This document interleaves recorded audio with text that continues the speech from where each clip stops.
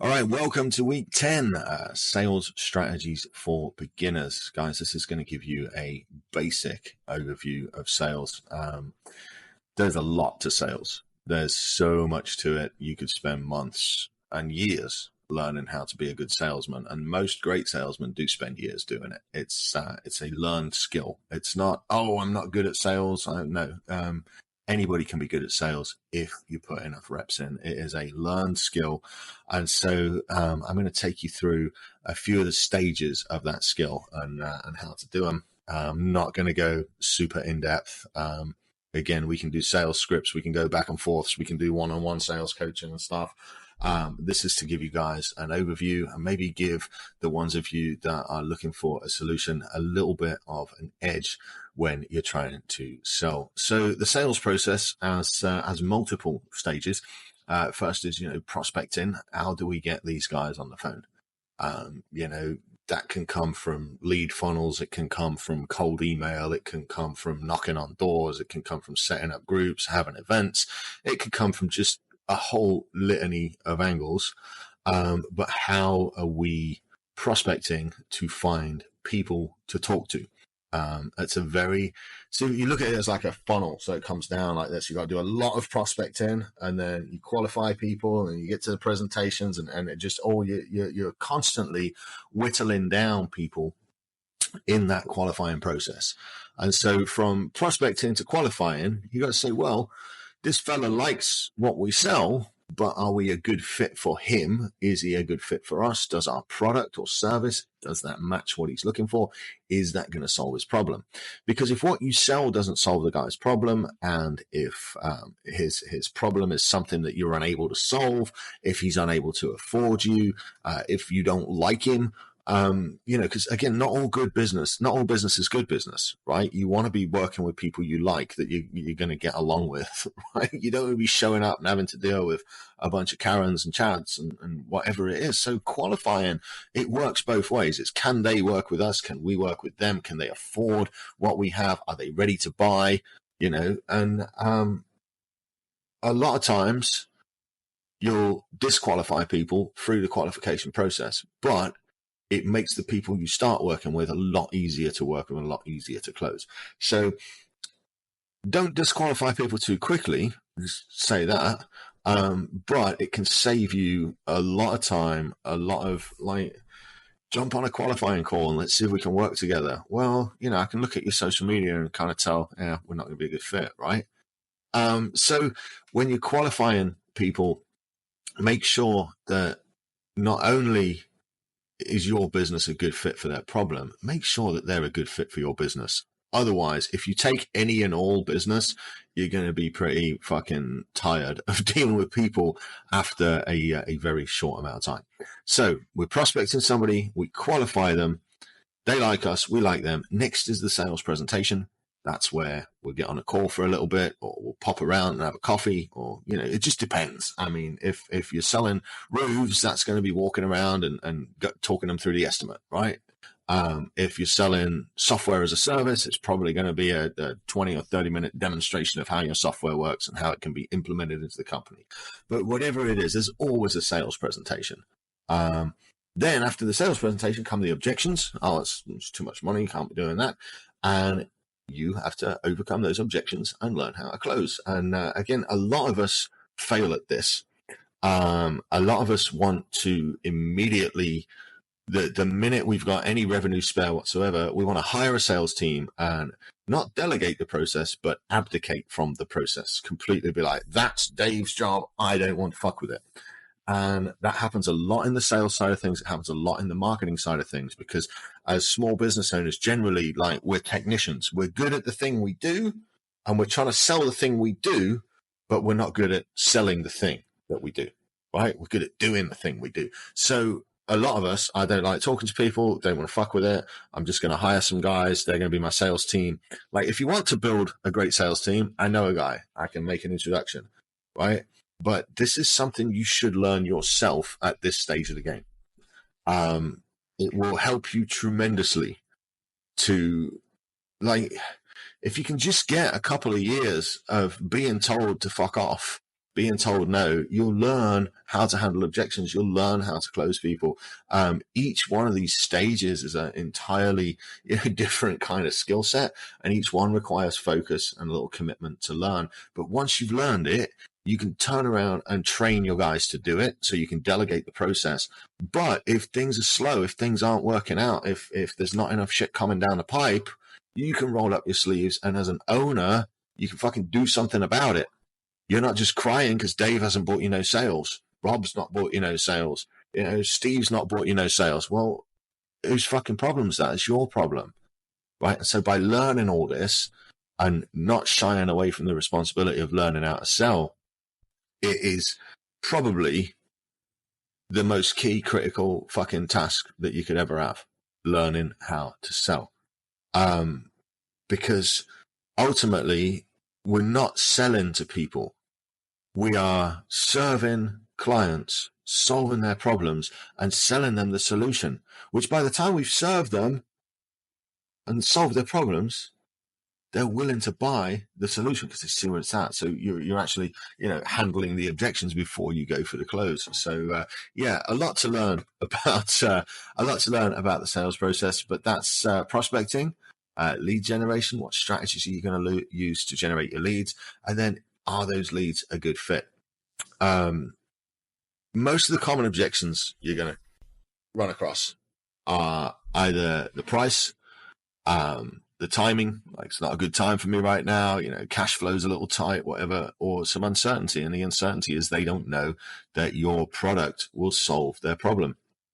You must serve first. Serve, solve, sell, right? I don't know where I came up with that.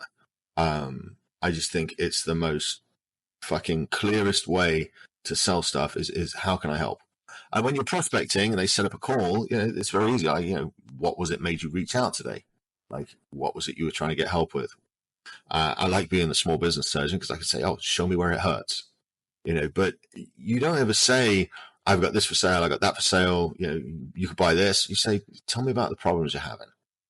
Tell me what it is you're trying to fix. And it doesn't matter what you're selling. I'm going to go give a quote to paint a house. All right. Tell me about where it needs painting. Tell me what you're thinking we should do here. Tell me how this should work. Right? And you listen to them and you approach it with a heart of service. Like, we're going to serve this client. We're going to solve their problems.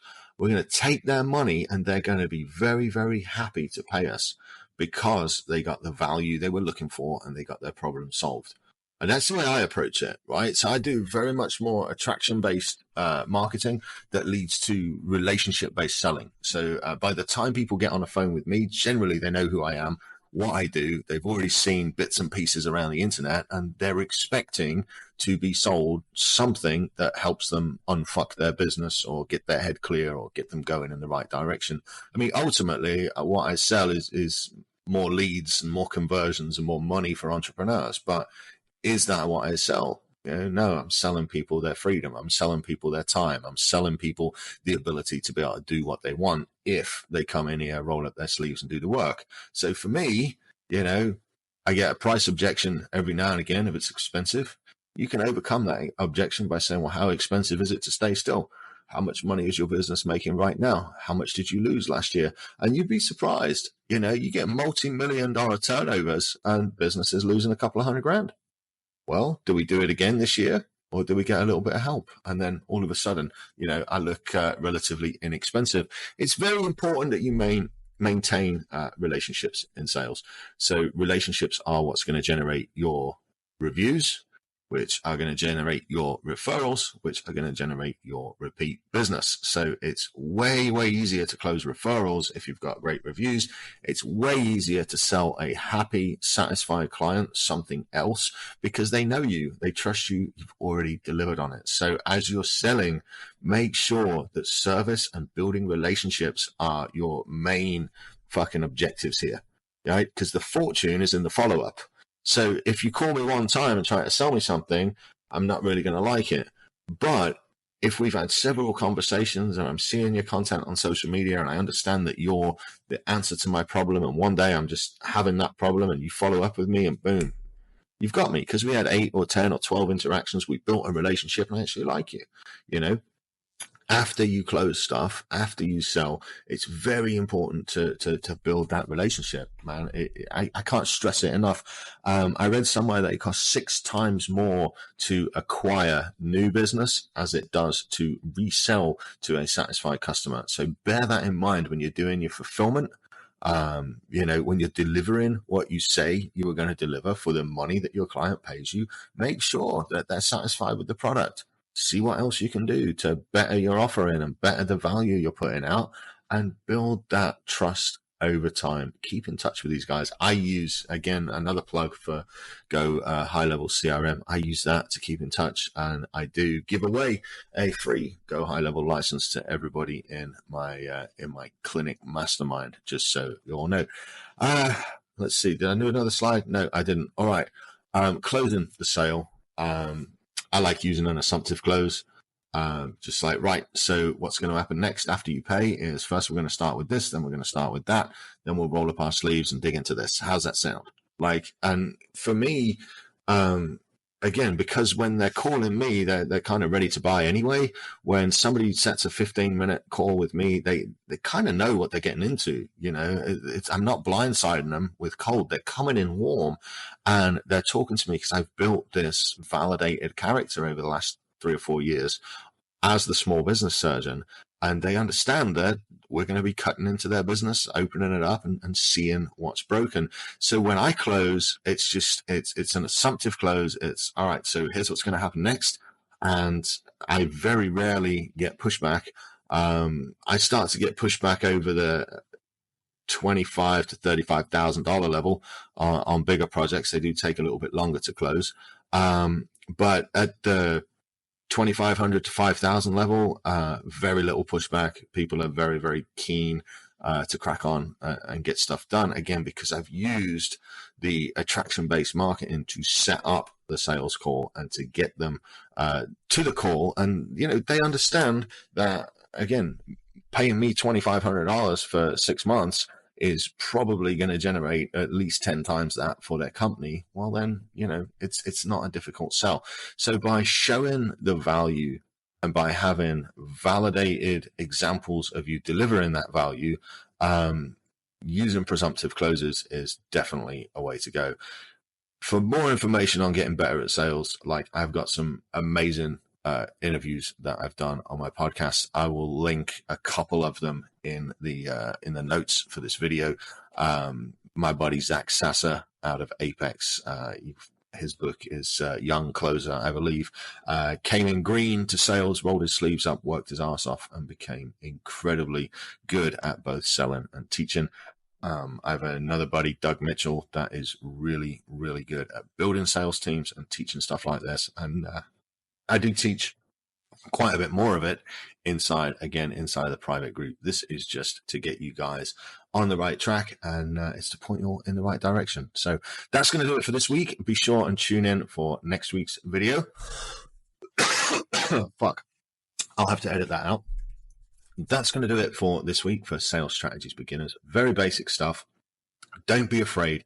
Get back on the bike, keep working at it, and learn how to close yourself. Because as the business owner, being able to generate your own leads and close your own sales, you'll be able to ride out any single recession or economic thing, accident, fucking anything that troubles your business.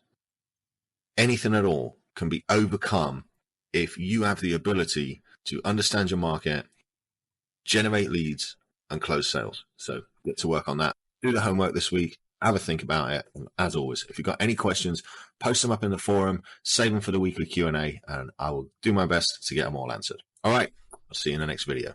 Go sell something.